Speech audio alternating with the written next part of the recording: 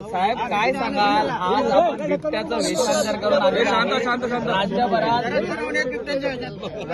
राज्यभरात बिबट्यांच्या हल्ल्याने नागरिक त्रस्त आहे. काय आपण नेमकी वेशभूषा करून सांगू इच्छिता आणि लोकांच्या बिबट्याचा आवाज देखील वाढताय. प्रेम घ्या माझी बोला सोनावणे आमदार शरद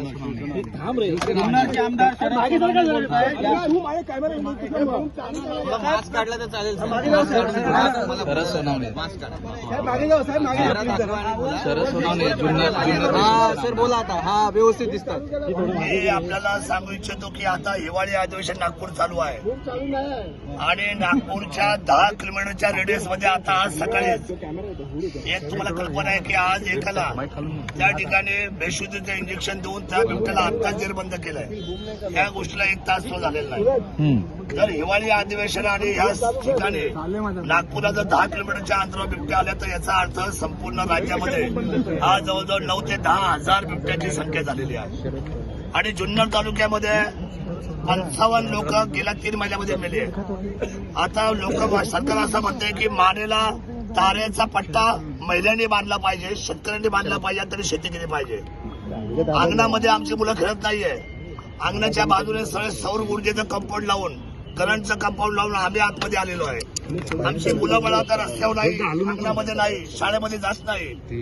मला असं वाटतं की या अनेक उपाययोजना करण्यापेक्षा मी कालही बोललोय आदरणीय वनमंत्र्यांना आणि सरकारला की हात जोडून विनंती करतो, 3 महिन्याच्या आतमध्ये आपण 2000 बिबटे राहतील असे रेस्क्यू सेंटर बनवा. 1000 मध्ये मादी, 1000च्या पिंजऱ्यामध्ये मादी आणि 1000 मध्ये नर, जेणेकरून नसबंदीचा पण विषय मिटेल. आणि वाईल्ड लाईफ वाल्यांनी सांगितलेलं की आम्ही या सगळ्या लोकांना सांभाळण्याचे तुम्हाला आम्ही पैसे देतो, त्यांची तजवीज आम्ही करू, त्यांचं हॉस्पिटल आम्ही बांधू. तातडीने शासनाने हे अधिवेशन संपायच्या अगोदर कुठल्याही परिस्थितीमध्ये 2 रेस्क्यू सेंटर, एक जुन्नर तालुक्यामध्ये आणि एक अहिल्यानगरमध्ये बनवावं, जेणेकरून हे आता इथून पुढे बिबटे हे तुम्हाला ट्रॅप करून त्याला बेशुद्ध करून त्याची आपल्याला एक आपण काय होतं त्याला ब्लू स्टार ऑपरेशन, आपल्याला अतिशय मायक्रो ऑपरेशन करावं लागेल आणि ह्या लोकांना उचलून तुम्हाला जेरबंद करावं लागेल, त्यांना तिथे बसून खायला घाला. आज तुम्ही म्हणता की शेळ्या सोडणार, शेळ्या सोडून होणार नाही. त्या शेळ्या मुळात हे लोक जंगलातच राहत नाही. ही लोक जी राहतात ही सर्व राहतात उसाच्या आणि आमच्या घराजवळ, जंगलाचा प्रश्नच राहत नाहीये. त्यामुळे ही काय तज्ञ लोक जे आदरणीय मंत्री महोदय जे सल्ले देतात त्या सर्व सचिवांना माझी विनंती आहे, आपण मुंबईमध्ये राहता, फ्लॅटमध्ये राहता, आपण सिक्युरिटीमध्ये राहता, तुम्हाला ग्रामीणची अवस्था माहीत नाही, तुम्हाला जनतेची अडचण माहीत नाही. 3-3 महिन्याचं बाळ, 4-4 वर्षाचं बाळ, 6-6 वर्षाची बाळं, आता महिला भगिनी शेती करताना या सकाळ दुपार संध्याकाळ बरं आता दिवसा पण हल्ले व्हायला लागलेत. आज दिवसा माणसं बाहेर पडते त्यांच्या डायरेक्ट अंगावर येतो. त्यामुळे मला असं वाटतं बिबटचा विषय अतिशय भयंकर आहे आणि आपण राज्य आपत्ती घोषित केली पाहिजे बिबट्याच्या बाबतीत, राज्य आपत्ती. आणि राज्य आपत्ती घोषित करून तातडीने मुख्यमंत्र्यांनी सुमोटो आजच्या आज निर्णय केला पाहिजे की 2 रेस्क्यू सेंटर, हजार बिबटे आपल्याला जेरबंद करतील आणि जेरबंदची मोहीम ही राज्य शासनाने राबवली पाहिजे आणि कोणत्याही परिस्थितीमध्ये ह्या बिबट्यांचा बंदोबस्त केला पाहिजे. इथून पुढे एक सुद्धा बळी सर्वसामान्य शेतकऱ्यांचा आम जनतेला मान्य नाही. आणि जर असा एक जरी बळी इथून पुढे जात असेल तर मला असं वाटतं की आपण सगळे जबाबदार आहे, सरकार जबाबदार आहे. जसा प्राणी महत्वाचा आहे, एक तर आम्ही जंगलात जात नाही, तो जंगलातला प्राणी आता आमच्याकडे राहायला आलेला आहे. त्यामुळे आम्ही फॉल्टेड नाही, फॉल्टेड आता तो प्राणी आहे. एक तर त्याला इतके पिल्ल होतात, तो माणसाच्या असलेल्या प्रजातीमधला आहे. त्याला खरं तर वर्ल्ड वाईड मध्ये कसं काय त्याला 1 नंबर मध्ये घेतलाय, तो खरं तर मी तुम्हाला सांगतो शेड्यूल 2 मध्ये जायला पाहिजे. हा शेड्यूल 1चा नाहीच. त्यामुळे आज फार मोठ्या संख्येने बिबट्याचा वावर होतोय, हल्ले होत आहेत, माणसं मरतायत, लहान मुलं मरतायत. मी मनापासून माझ्या मायबाप सरकारला विनंती करतो. एकनाथजी शिंदे साहेब तिथे तातडीने आले होते, त्यानंतर वनमंत्री आले होते. माझी विनंती आहे, बाकी काय उपाययोजना आणि भरपूर पैसा सरकारचा घालवण्यापेक्षा आणि प्रत्येक माणसाला 25 लाख रुपये देण्यापेक्षा माणूसच जाणार नाही, याची काळजी तुम्ही घ्या. शासनाचा योग्य अशा ठिकाणी पैशाचा वापर करा. आणि माझी विनंती पुन्हा एकदा मुख्यमंत्री आणि वनमंत्र्यांना आहे, आजच्या आज सुमोटो आपण कुठलाही मागे पुढे कारण न देता तातडीने फॉरेस्टच्या लँड सुद्धा अवेलेबल आहे, जुन्नरच्या आमच्या कुरण खानापूरला जवळजवळ 48 हेक्टर जागा, ज्याच्या तुम्ही 1000 रेस्क्यू सेंटरच्या बनवू शकता आणि 1000 रेस्क्यू सेंटर तुम्ही आईला नगरला बनवू शकता. जागा मुबलक आहे, कामाला सुरुवात करा आणि 90 दिवसाच्या आतमध्ये एकही बिबट्या महाराष्ट्रामध्ये फिरणार नाही याची दखल मात्र आदरणीय मुख्यमंत्री आणि वनमंत्र्यांना घ्यावी लागेल. ही आग्रहाची विनंती आपल्या सर्व चॅनलच्या माध्यमातून माझ्या पत्रकार बांधवांना मी धन्यवाद देतो.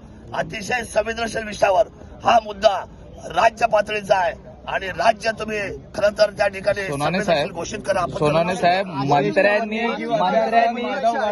मंत्र्यांनी नसबंदी संदर्भात आश्वासन दिलेलं आहे. मंत्र्यांनी नसबंदी संदर्भात आश्वासन दिलं होतं. त्याचबरोबर ती जी बिबट वस्ती आहे त्या ठिकाणी भिंत बांधण्याचं देखील आश्वासन दिलेलं आहे. यातून काय मार्ग निघेल? मी आपल्याला सांगतो, हे मार्ग सगळे फोल झालेले आहेत. आम्ही गेले 20 वर्ष हा लढा लढतोय. 2014ला मी बोललो होतो की बिबट वाढणार आहे. 10 वर्षापूर्वी कोणी याचा मनाव घेतलेला नाही. त्याची प्रजनन शक्ती मी त्यावेळेला बोललो होतो. मला त्यावेळेला माहित होतं की लांब पल्ल्याचा हा सगळ्यात मोठा धोका आहे. शासन त्यावेळेला मनाव घेतलेला नाही. त्यावेळेला बिबट सफारी मी मागितली होती. बिबट सफारीमध्ये 25 ते 30 फक्त बिबट्या बसतात, पण आता हजारोच्या संख्येने झाल्यामुळे मला असं वाटतं गाडगीळ साहेबांना कदाचित ही गोष्ट माहीत नसावी. सर्वसामान्य माणसाचं जीवन धोक्यात आलंय. शेत्या आमच्या आता उजाड झालेल्या आहेत आणि कुठलाही शेतकरी काम करायला मागत नाही. जीवाच्या भीतीने दिवसा हल्ले होतात, सायंकाळी हल्ले होतात, रात्री हल्ले होतात, पहाटे हल्ले होतात.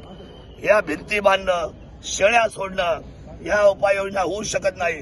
नसबंदी करण्याच्या पेक्षा यांनी आपली ताकद वाया घालवण्यापेक्षा 2 रेस्क्यू सेंटर उभे करा. ते दिसतील त्यांचा पाठलाग करा.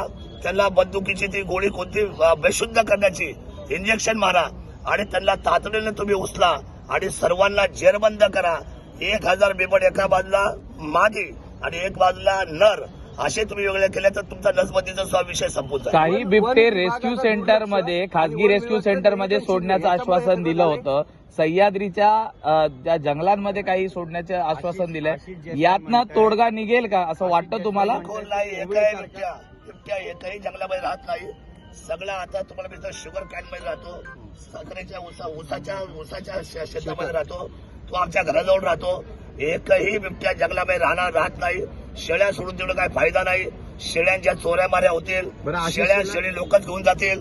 तिथं बिबट्या काय तो घेणार नाही. आशिष शेलार म्हणतात की जसं कोरोना होता त्याला ट्रीट केलं गेलं त्याच पद्धतीने या बिबट्यांना ट्रीट करायला पाहिजे. नाही म्हणजे कसं ट्रीट केलं पाहिजे?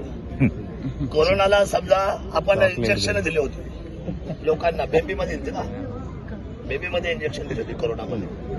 आता यांना आधी पकडत तर यांना कुठले इंजेक्शन द्यायचे आपण ठरवू. पण वन विभागाचं नियोजन आणि दुर्लक्ष यामुळे हा सगळा नाही. आता मनावर नाही घेतलं ना. कालपर्यंत काय चाललं होतं? टिंगल्या चालल्या होत्या, मस्करी चालली होती. माझ्यासारखा पण 2014ला, 15ला, 16ला विधान भवनामध्ये बोलायचा तर मला सगळे लोक म्हणायचे, हसायचे, म्हणजे बघा हा बिबट्याला बिबट्यावर बोलणार आहे. पण बिबट्या किती संकट आहे हे आज त्यांना कळालेलं आहे. आज काल तुम्ही जर पाहिलं असेल विधान भवनामध्ये जवळजवळ 288 पैकी जवळजवळ 151 आमदार बिबट्याच्या भीतीने सभागृहामध्ये गोंधळ घालत होते. याचा अर्थ हा दूरदृष्टीचा होणारा सगळ्यात मोठा आपल्यावर होणारा आघात आहे. हे मी 2014 पासून ओळखलं होतं. म्हणून आता माझी विनंती आहे, आज सकाळी जर तुम्ही तुमच्या टीव्ही चॅनल ऑन केले नागपूरमध्ये सकाळीच आज काय परिस्थिती होती. 3 तास तुमचं ऑपरेशन चालू होतं त्याला पकडण्यासाठी.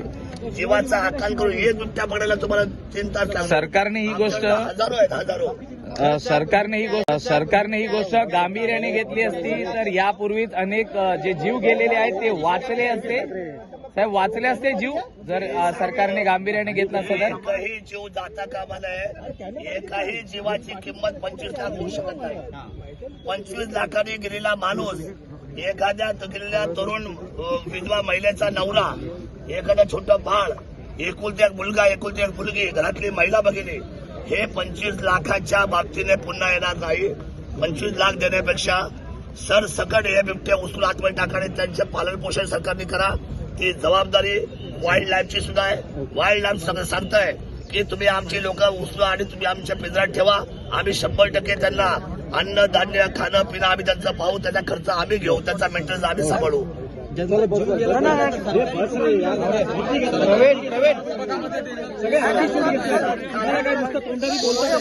नोकरी मिळत नाही आणि अशा कायद्यामध्ये तरतूद नाही.